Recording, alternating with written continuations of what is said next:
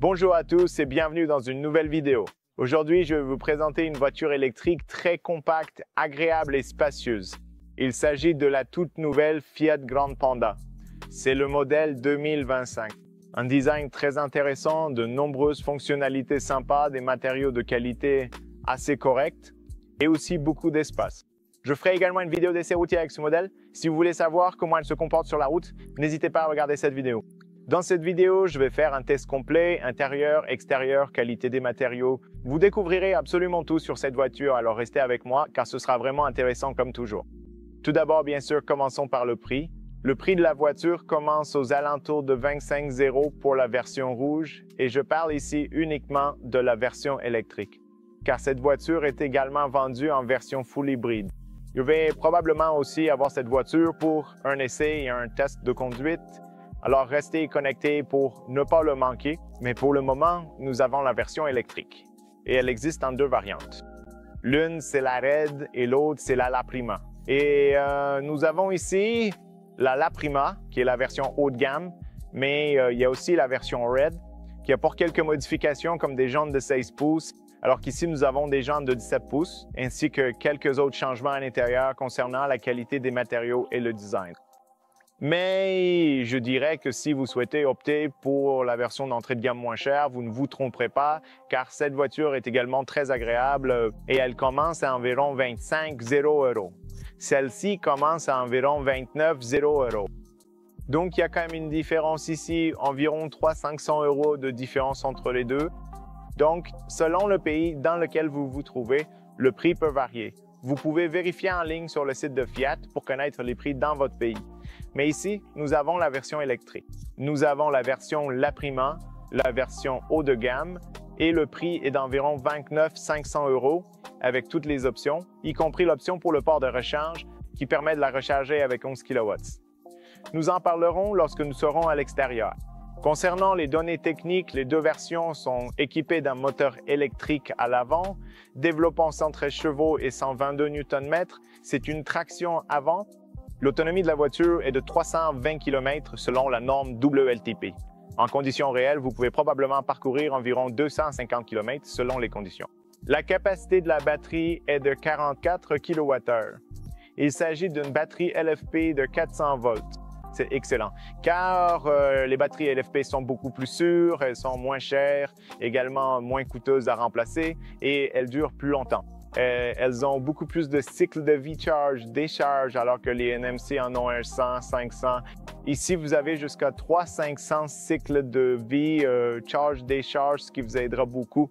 Donc, c'est vraiment génial. J'aime le fait que la voiture utilise une batterie LFP. Aussi d'ailleurs, cette Grande Panda est construite sur la même plateforme parce qu'elles appartiennent au même groupe, le groupe Stellantis. Elle est construite sur la même plateforme que la Citroën Croix, l'X3 et l'Opel Frontera, par exemple, les modèles les plus récents, ce qui est super car ils partagent ainsi leur expérience.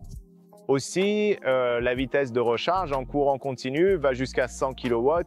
En courant alternatif, 11 kWh, c'est 7 ou 11 en option. Nous en parlerons lorsque nous serons à l'extérieur. La consommation est d'environ 16-8 kWh.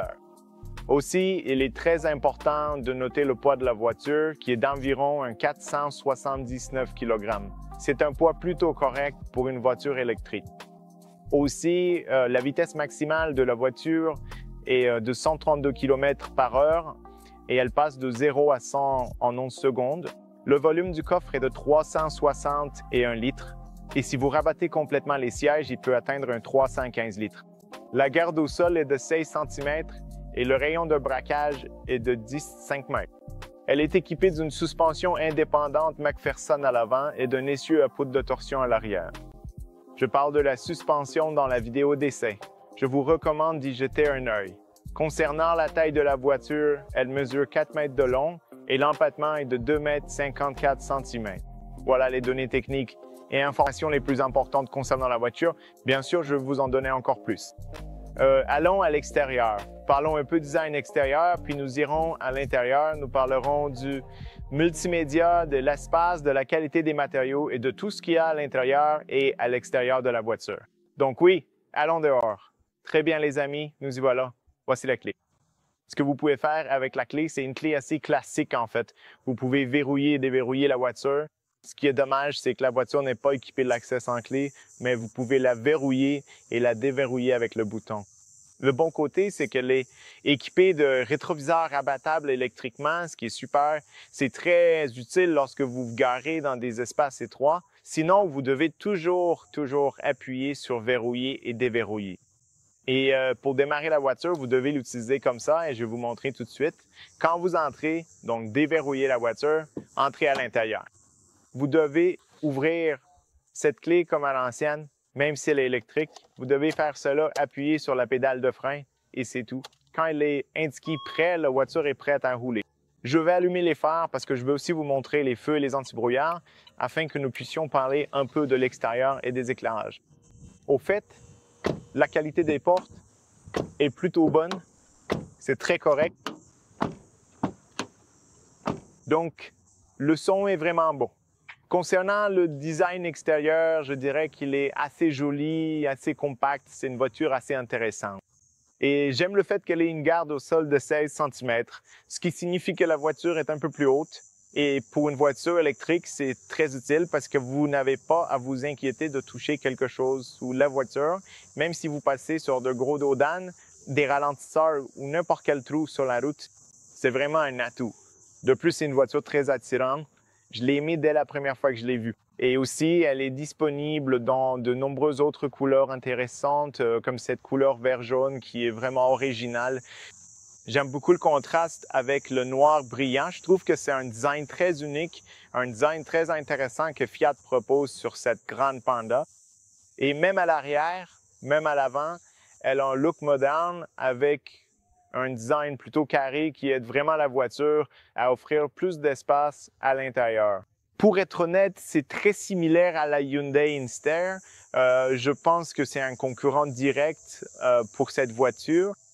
Les deux se ressemblent beaucoup, surtout en termes de forme, pas vraiment en termes de design, car le design est un peu différent. Je trouve que cette Fiat Grande Panda est plus jolie, au moins à l'avant. Elle est beaucoup plus attrayante, beaucoup plus intéressante du point de vue du design. Voilà, sinon, c'est plutôt sympa, c'est assez intéressant. Il s'agit de la version La Prima, ce qui signifie qu'elle est équipée de jantes de 17 pouces.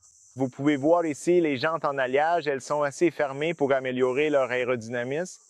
De toute façon, cette voiture est essentiellement conçue pour rouler en ville la plupart du temps, mais j'ai vraiment été impressionné lorsque j'étais sur l'autoroute avec elle de voir qu'elle tient plutôt bien la route, même à grande vitesse, et ça, c'était une surprise pour moi concernant cette voiture.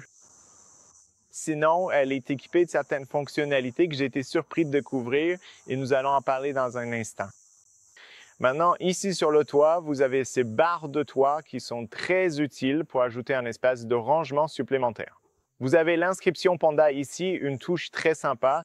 L'antenne radio n'est pas. Je dirais que c'est une manière un peu ancienne. Vous pouvez aussi la retirer de là, c'est pas très moderne. Mais en allant à l'arrière, une de mes parties préférées est cet aileron prolongé ici en noir brillant. Ça a vraiment un look intéressant, un design plutôt carré, mais en même temps arrondi. J'aime vraiment son apparence. Vraiment une belle touche ici. Vitre teintée à l'arrière et aussi sur les côtés pour la version La Prima.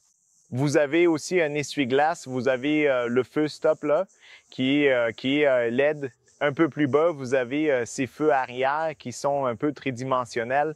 J'aime vraiment ça la nuit, ça rend super bien. Le clignotant est à LED et le feu de recul aussi, c'est à LED. C'est vraiment bien et très utile. Et même le feu anti-brouillard, ici en bas, il a une lumière LED, ce qui est génial. Ensuite, vous arrivez à la plaque d'immatriculation. C'est la seule lumière qui est une ampoule halogène jaune classique. Donc, c'est la seule lumière halogène que vous trouverez à l'extérieur de cette grande Panda. Voici la caméra de recul. Je vais vous la montrer depuis l'intérieur. Nous avons ce logo Fiat gravé à l'intérieur de cet acier ici. Puis vous avez les lettres Panda là et le E pour électrique. Donc, vous savez que c'est la version électrique. Et encore une fois, de la part de Fiat, on retrouve ces lignes ici, des lignes parallèles, 4 lignes parallèles. Donc, vous savez que c'est une Fiat. Mais vous voyez aussi qu'ici, vous voyez les lignes ici. Ce qui est vraiment intéressant, c'est que lorsque vous regardez d'ici, vous voyez les lignes, mais quand vous regardez sous cet angle, vous voyez l'inscription Fiat. C'est plutôt cool. Vraiment une touche sympa. Voici au fait la prise de recharge AC jusqu'à 11 kW en option et DC jusqu'à 100 kW. Et vous vous souvenez, vous avez probablement vu des vidéos où des gens sortent le câble d'ici. Vous pouvez voir que sur ma version, je ne l'ai pas. Pourquoi vous ne l'avez pas? Parce que si vous achetez la recharge optionnelle à 11 kW que vous avez à l'arrière, vous n'avez plus ce câble ici. Donc, si vous voulez avoir ce câble, il ne faut pas prendre l'option pour 11 kW.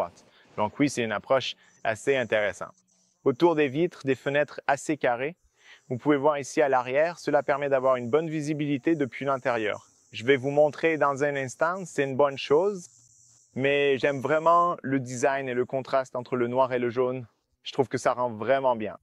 Aussi, un très bon point est le fait qu'autour des roues, on a ce plastique pour protéger les roues.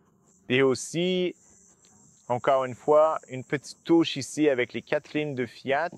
Et partout autour, comme un vrai tout-terrain, on a ce plastique pour protéger cette partie. Et c'est aussi un peu élargi. J'aime beaucoup ça.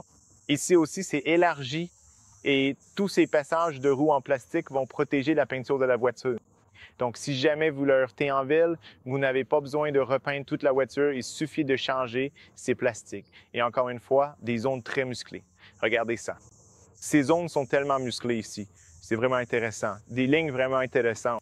Et puis, encore une fois, en estampillage ici, à l'intérieur des portes, on a le logo Panda estampillé. Je ne sais pas si vous le voyez bien, mais c'est assez marqué.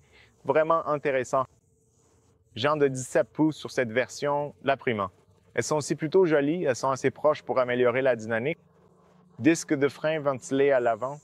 Et à l'arrière, la voiture est équipée de disques de frein normaux. Plutôt cool. Donc, pas de frein à tambour comme on en trouve sur d'autres autres voitures. Et d'ailleurs, les poignées sont aussi en noir, donc c'est un joli contraste. J'aime bien. Voici le rétroviseur. Assez grand, bonne visibilité, assez simple. Et ici, vous avez le clignotant qui a aussi une lumière LED. Et sinon, l'aérodynamisme du rétroviseur est plutôt bon. Je n'ai pas entendu trop de bruit venant de cette zone des rétroviseurs à grande vitesse sur l'autoroute. Même sur le capot, il y a un design assez intéressant. Vous pouvez voir ici, si vous regardez d'en haut, il y a de jolies bosses sur le capot. Voici la vitre. Elle est chauffante. Il y a une fonction qui permet, en appuyant sur un bouton, de la dégivrer en hiver, ce qui est super. Je vous montrerai ça quand on sera à l'intérieur. J'ai aussi testé les essuie-glaces. Et j'ai remarqué que la qualité des essuie-glaces est vraiment, vraiment très bonne. Je ne sais pas quel fabricant les a produits, mais ils sont de très bonne qualité. Et puis ici, nous avons le capteur pour la lumière et la pluie, est là. Nous avons la caméra qui peut lire les panneaux de limitation de vitesse et aussi aider la voiture à rester entre les voies grâce à la fonction de sécurité. Il n'y a pas de régulateur de vitesse adaptatif, mais il y a le freinage d'urgence et toutes les autres fonctionnalités réglementaires ou requises, du moins ici en Europe. Sinon, l'avant est vraiment, vraiment agréable. J'aime aussi le clignotant et la lumière de jour avec ce design en X, un peu pixelisé. Et la voiture est équipée de feux de croisement et de route entièrement à LED ici du côté droit. Pas de matrice, mais c'est du full LED. Je l'ai testé dans une vidéo séparée. Si vous voulez voir ça, allez jeter un œil sur la chaîne. Très, très utile. Je les aime vraiment. Je les conduis de la nuit dernière. Ils étaient vraiment, vraiment bons. Ensuite, vous avez Fiat et aussi tout ce noir avec ses motifs pixelisés. Calandre fermée, plutôt sympa. Et ici en bas, encore une fois, Fiat, 4 lignes, une touche vraiment élégante. Et ici en bas, c'est vraiment intéressant. J'aime beaucoup ce design, la façon dont ils ont conçu cette partie inférieure. Capteur de stationnement, au fait. Vous avez des capteurs à l'avant, capteur de stationnement à l'avant. Voici la prise d'air. Donc, vous pouvez voir l'intérieur. Elle va directement vers le radiateur. Donc, l'air va passer ici, aller vers le radiateur, puis refroidir différentes parties. Et une touche de gris sympa sur le pare-choc là.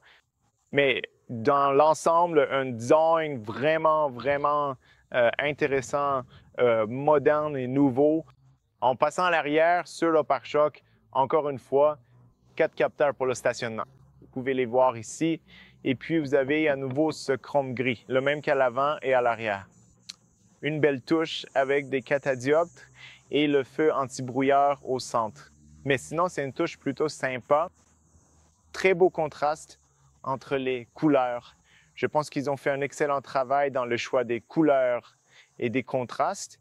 Et oui, dans l'ensemble, un design très joli, très intéressant. Laissez-moi vous montrer ce qu'il y a sous le capot. Parce que pour une voiture électrique, la plupart d'entre vous veulent probablement savoir ce qu'il y a sous le capot. Je peux ici éteindre les lumières, puis nous irons à l'intérieur. Car il y a tellement de choses à dire à l'intérieur. Pour ouvrir le capot, c'est simple. D'ici, il suffit de tirer au milieu. C'est un haillon manuel. Et ici en bas, vous avez le moteur électrique installé à l'avant. Vous avez les essuie-glaces, le liquide de refroidissement, la boîte à fusibles, la batterie, le liquide de frein. Et c'est tout. Assez simple, assez propre. Il n'y a pas d'espace de rangement d'ailleurs à l'avant, mais j'aime bien qu'ils aient ajouté un peu de caoutchouc ici. Donc la qualité de fabrication semble plutôt bonne. J'aime bien. Ici, vous l'ouvrez, il y a un bouton juste là. C'est un haillon manuel, donc il n'est pas électrique. Vous n'avez pas cette option. L'accès est relativement bon, je dirais, pour la taille de la voiture. Assez grand, donc vous pouvez y mettre de gros objets. Ici en haut, vous avez 2 poignées pour pouvoir le fermer manuellement. Il y a aussi une protection pour le coffre. Je l'ai enlevée, elle est sur le côté là-bas parce qu'on voit un peu mieux le coffre sans elle. Il y a un peu de plastique à l'entrée. Vous n'avez pas de plancher plat, donc c'est assez profond ici, probablement 15-20 cm, peut-être 20-25 cm de profondeur. Des crochets dans les coins. Vous avez une lumière halogène jaune classique ici, ainsi que d'autres crochets. Il n'y a pas de prise 12 volts au cas où vous vous poseriez la question, mais il y a des crochets dans chaque coin et il y a aussi un espace de rangement supplémentaire sous le plancher, un petit espace où vous pouvez mettre un kit de réparation, une trousse de secours ou ce que vous voulez. Donc je dirais que c'est relativement bien pour la taille de la voiture. Si vous voulez rabattre les sièges, il faut le faire en 60-40. Vous ne pouvez pas rabattre la partie du milieu. Pour faire cela, il suffit de tirer ici sur ces sangles, puis de pousser vers l'avant, et une fois que c'est fait, vous pouvez transporter plus d'objets. Aussi, les appuis-têtes sont assez allongés. Je ne sais pas pourquoi, mais ils sont vraiment très allongés. Maintenant, une fois que vous les avez rabattus, vous remarquerez que le plancher n'est pas plat ici. Donc, il y a une sorte de bosse d'environ 20 cm, assez grande. Mais l'avantage, c'est que vous pouvez quand même transporter de gros objets. Oui, et ça, c'est une fonctionnalité vraiment utile. Bien, passons sur le côté. Ouvrez la porte. L'entrée est grande parce que la porte a aussi ce genre de design carré sur le dessus, ce qui est très pratique. Cela signifie que vous pouvez entrer dans la voiture sans aucun problème. La ceinture de sécurité, vous pouvez la mettre sur le côté et vous pouvez voir encore une fois sous cet angle combien d'espace vous avez et l'espace dans le coffre est relativement bon. Derrière les sièges ici, la qualité est assez bonne, étonnamment bonne aussi sur les côtés. J'aime ça. En bas, au niveau des jambes, vous avez encore de l'espace de rangement. Le tunnel de transmission est relativement petit. En fait, il n'y a pratiquement pas de tunnel de transmission, mais vous avez aussi un assez bon espace pour les jambes. Avant d'entrer, parlons un peu de la porte. Ici, vous avez une vitre d'un seul tenant. Vous pouvez l'abaisser d'ici et une fois abaissée, elle descend presque complètement. C'est une bonne chose. J'aime bien cela. Mais ce n'est pas du double vitrage d'ailleurs. Gardez-le à l'esprit, aussi bien à l'arrière qu'à l'avant. Ce que j'aime beaucoup et que j'apprécie sur cette Fiat Grande Panda, c'est le fait que la plupart des matériaux, non, en fait tous les matériaux, sont écologiques. Ce n'est pas du cuir, c'est une sorte de cuir écologique. Nous en parlerons dans un instant. Mais aussi ce plastique ici, ou le plastique qu'ils utilisent, il provient de matériaux recyclés, de plastique recyclé.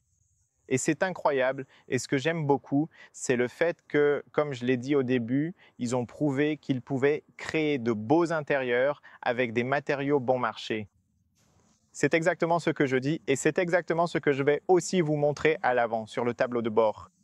Regardez ça, regardez comme ce plastique est beau. Je dis toujours dans mes vidéos, là, franchement, je veux que plus de constructeurs automobiles proposent des plastiques plus colorés. On ne veut plus voir ce plastique noir, ce simple plastique noir. Non, regardez comme cette teinte bleutée est magnifique.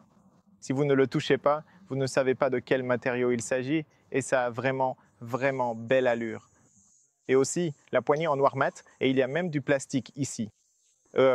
Vous avez un espace de rangement ici, très pratique, même si ici c'est un haut-parleur. Même si la porte est en plastique, franchement, ça rend super bien. Ça donne une bonne ambiance, une bonne sensation et j'aime ça. L'entrée est grande, comme je l'ai dit, une entrée assez carrée. Voilà à quoi ça ressemble. Pas de toit panoramique en verre ou quelque chose comme ça, c'est juste le toit qui est noir. Ce serait incroyable s'il pouvait ajouter un toit blanc. Cela rendrait l'intérieur beaucoup plus lumineux, en contraste avec ces magnifiques sièges, parce que les sièges sont vraiment stylés. Et si vous regardez les sièges, il y a un superbe contraste entre ce blanc et ce bleu sur la partie inférieure. J'aime vraiment ça. La ceinture de sécurité est ici sur le côté. J'aime la qualité des matériaux. Ici, nous avons du cuir. C'est une sorte de cuir écologique. Et ici, nous avons ce matériau textile. Vous avez l'Isofix d'ailleurs, 2 Isofix. Donc, vous pouvez installer 2 sièges enfants à l'arrière. Il n'y a pas d'accoudoir ici, mais le bon côté, c'est que le 3e siège est un peu plus moelleux. Donc, même une 3e personne ici au milieu peut rester à l'aise. Et en plus, c'est plat ici en bas, ce qui aidera la 3e personne à s'asseoir au centre. Mais j'aime le fait que vous ayez un soutien latéral. J'aime ce matériau textile. Il donne une impression de bonne qualité. On a l'impression qu'il va durer plus longtemps et ils sont très confortables. Je m'assois dessus.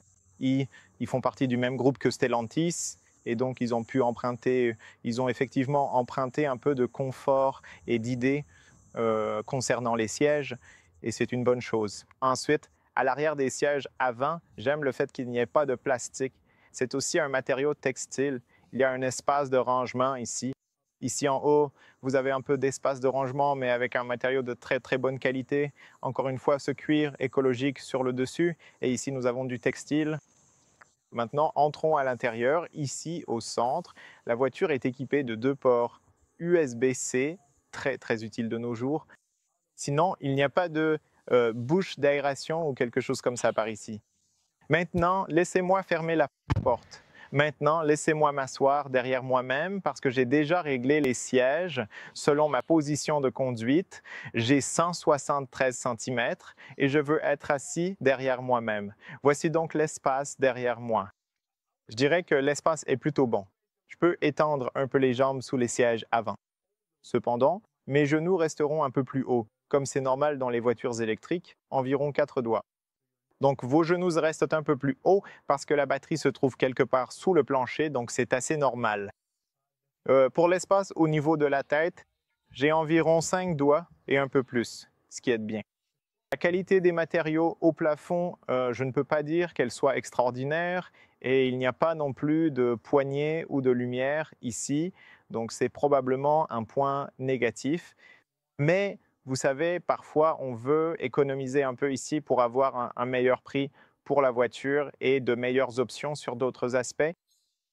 Mais en ce qui concerne la vue, la visibilité est excellente aussi à l'arrière et le fait que la voiture ait cette forme un peu carrée permet d'avoir un assez bon espace pour les passagers, ce qui est super, vraiment super. Sinon, on est plutôt bien assis ici.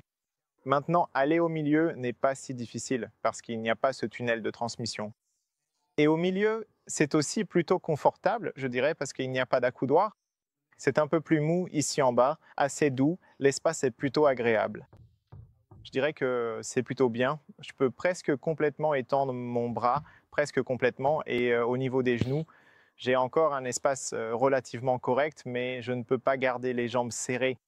Mais dans l'ensemble, je dirais que pour la taille et la forme de la voiture, c'est un excellent travail. Maintenant, en ce qui concerne le tableau de bord, voici à quoi il ressemble. Un design magnifique, très neuf, très moderne.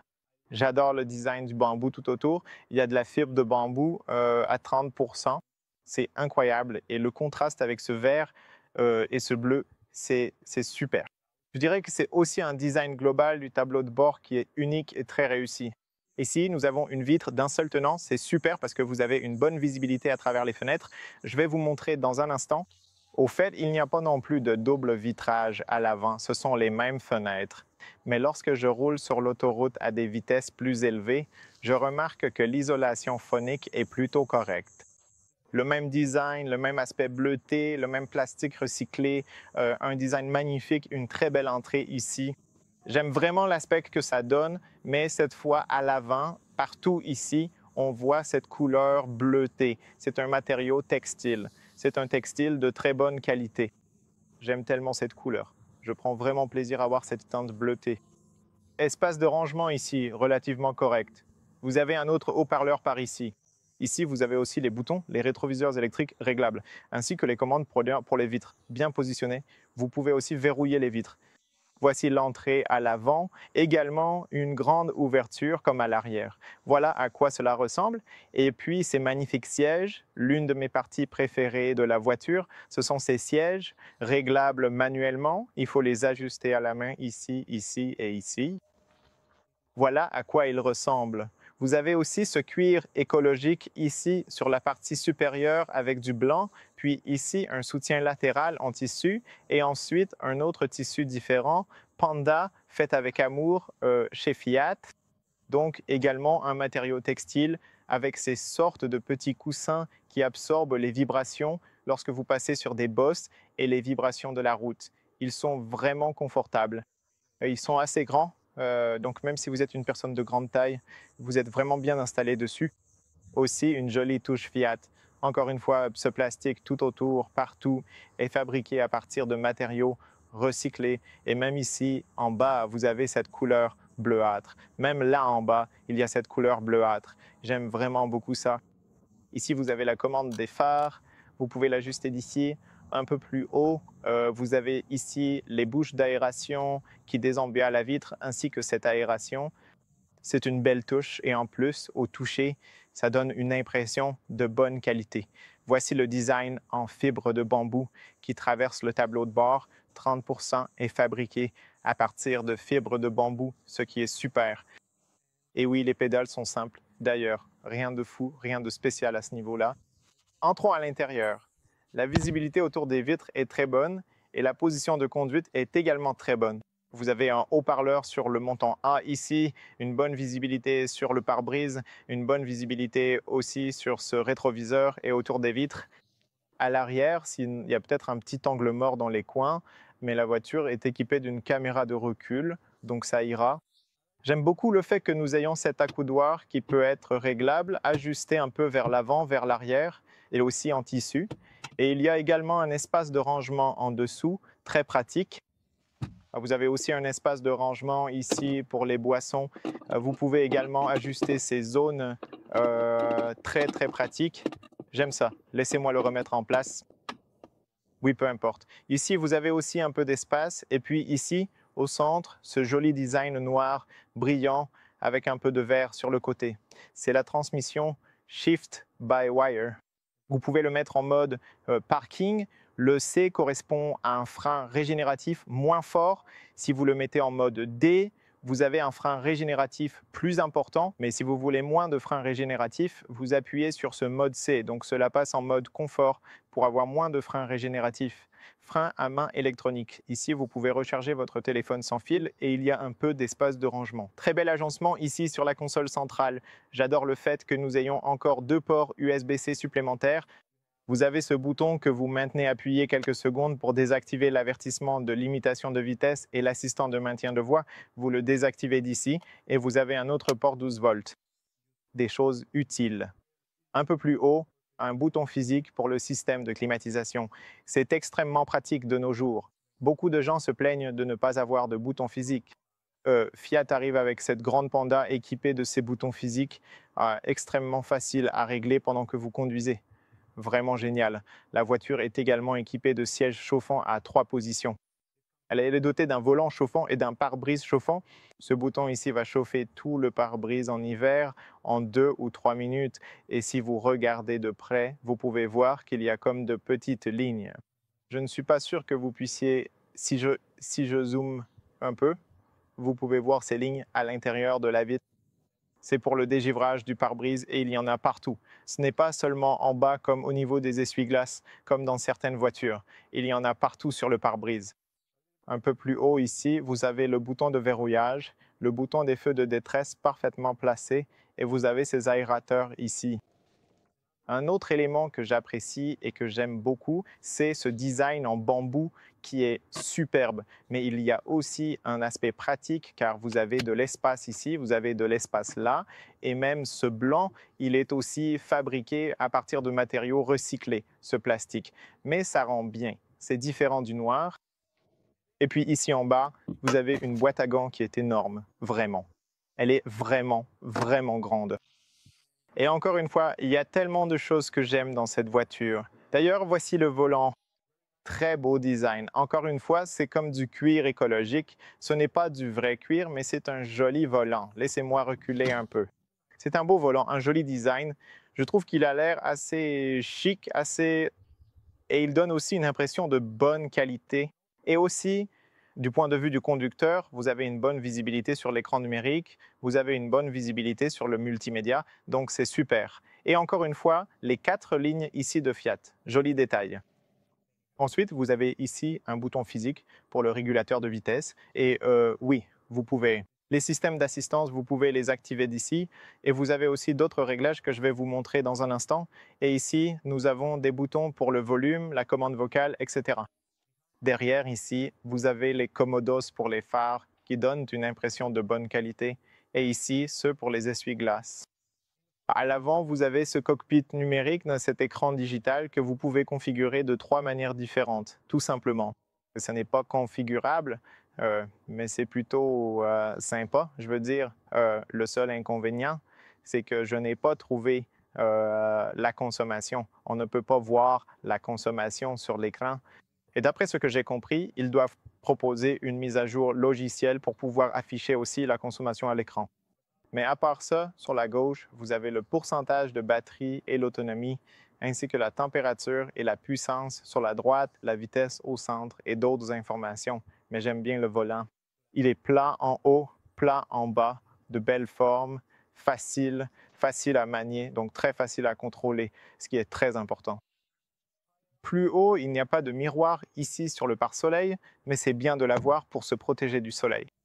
Vous avez aussi un bouton SOS, des informations, un microphone, des lumières LED sur la partie supérieure, et voici la visibilité dans le rétroviseur qui est plutôt bonne. Et bien sûr, au centre ici, nous avons le système de navigation. Écran assez grand. D'ailleurs, vous avez ici la Fiat, la voiture. Et si vous vous demandez pourquoi ils ont fait cela en rond, c'est parce que c'est la piste de Turin. Donc, il s'agit de la piste de Turin. Ils simulent un peu et ajoutent quelques clins d'œil, si je peux les appeler ainsi, dans la voiture. Une belle touche pour se souvenir, oui, de l'usine de fabrication de Turin, ou oui. Ici, vous avez le volume sur le côté droit. Là, vous avez quelques raccourcis depuis l'accueil, les stations de radio. Ici, c'est la connexion au téléphone. Je ferai une vidéo séparée où je vous montre comment connecter votre téléphone, votre Android Auto et Apple CarPlay sans fil. Ici, c'est le système de navigation que je trouve très bon. J'ai été surpris par la réactivité de ce système de navigation et par la qualité du matériel. Et bien sûr, pour avoir Android Auto et Apple CarPlay sans fil, il faut un matériel assez performant et cette voiture dispose du matériel nécessaire. J'aime l'apparence de la carte et de la navigation. Et j'aime aussi le fait qu'il y ait beaucoup de points d'intérêt, comme des banques, des hôtels, des restaurants, des hôpitaux et même les stations de recharge, puisque c'est une voiture électrique. Vous pouvez voir toutes les stations de recharge autour de vous. C'est donc génial de pouvoir trouver une station de recharge. Vous en choisissez une et vous pouvez voir que, prenez la première à gauche, où le chargement est extrêmement rapide. Et c'est très important pour moi. J'aime vraiment ça. Ici en bas, paramètres, paramètres généraux, langue, réinitialisation d'usine, mise à jour logiciel, exactement ce que je vous disais. Mise à jour de la carte, vous devez faire cela afin d'avoir, oui, différentes autres informations. L'affichage et la luminosité peuvent être réglés d'ici. Vous avez ici la connectivité de l'appareil, puis les réglages audio, la radio, le réglage de la balance et du fader, l'égaliseur et le volume. Et le dernier, c'est l'horloge. Bien sûr, vous pouvez la régler ici dans le format souhaité. C'est très simple, il n'y a rien de compliqué, rien de fou. Voici la première page et sur cette première page, vous connectez Android Auto et Apple CarPlay que je vous montrerai dans une vidéo séparée. Mais dans l'ensemble, c'est assez simple. Vous avez tout ce dont vous avez besoin juste ici. Donc, ce n'est pas compliqué, ce n'est pas complexe. Il y a exactement ce qu'il vous faut dessus. C'est tout, les amis. Je pense que j'ai couvert à peu près tout. De mon point de vue, c'est une très bonne voiture. Ce qui m'impressionne le plus sur cette Fiat Grande Panda, c'est le fait qu'ils ont réussi à faire un intérieur très beau avec des éléments bon marché, avec des matériaux recyclés, du plastique recyclé. Donc, ils nous prouvent qu'ils peuvent fabriquer de belles voitures avec moins. Donc, une voiture vraiment sympa. Je pense que c'est une option fantastique si vous voulez acheter une voiture électrique. Le gros avantage, batterie LFP, grand espace, beaux matériaux, beau design, facile à conduire. Voilà donc les points positifs de la voiture. J'espère que ça vous a plu, les amis. Ne manquez pas la vidéo d'essai car vous y trouverez plus d'informations sur la conduite de cette grande Panda. J'espère que la vidéo vous a été utile. J'espère que vous en avez tiré des informations intéressantes. Si vous avez des questions, posez-les-moi en commentaire. Quelle que soit votre question, je serai heureux d'y répondre. Un grand merci à vous tous qui regardez mes vidéos. J'apprécie vraiment cela. Alors merci à vous, restez connectés. Et oui, on se retrouve très bientôt pour la prochaine vidéo. Salut à tous!